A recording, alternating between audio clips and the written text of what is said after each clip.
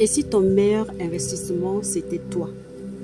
Amis Gémeaux, bienvenue à notre cercle de parole. Aujourd'hui, on va parler d'un sujet qu'on aborde très peu souvent ici. Il s'agit de l'argent. Et j'ai une question à ce sujet pour toi.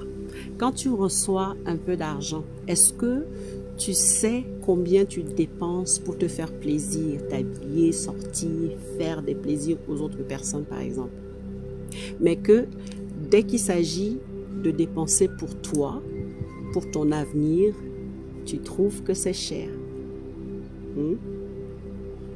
Par exemple, payer une formation pour toi, t'acheter un livre, t'acheter du matériel pour un projet que tu as mis en route. Et par exemple, tu n'hésites pas à faire des dépenses, des petites dépenses du genre 10 euros, 20 euros, 30 euros par-ci. Tu le fais sans même y penser. Attention, je suis absolument pas en train de te dire de dépenser ton argent exclusivement pour devenir une meilleure personne. Non, non, non, c'est pas ça du tout. Investir en soi ne veut pas forcément dire dépenser de l'argent. Du moins, dépenser beaucoup d'argent. Investir en soi, ça peut être investir de l'argent, du temps ou de ton énergie pour apprendre une compétence.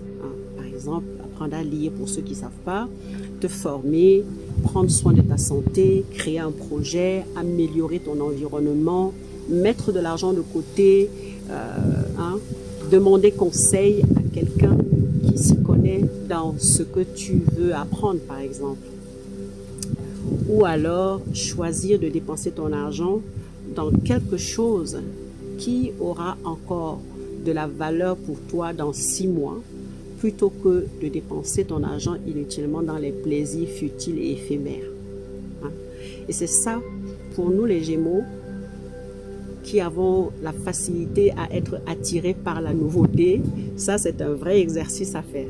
Avant de dépenser ton argent, tu pourrais commencer par te demander, est-ce que ce que je veux acheter là nourrit juste mon envie du moment, ou est-ce qu'il construit aussi quelque chose pour mon futur? Est-ce que cette dépense est vraiment utile? Ce qu'on va faire aujourd'hui, c'est que je voudrais que tu crées ton budget mois. Tu écris bien mois. Même si tu n'as pas beaucoup de moyens, ça peut être 5 euros, 10 euros, 20 euros, ou même 0 euros pour l'instant. Parce que si ton budget ne te permet pas de mettre de l'argent de côté, bien entendu,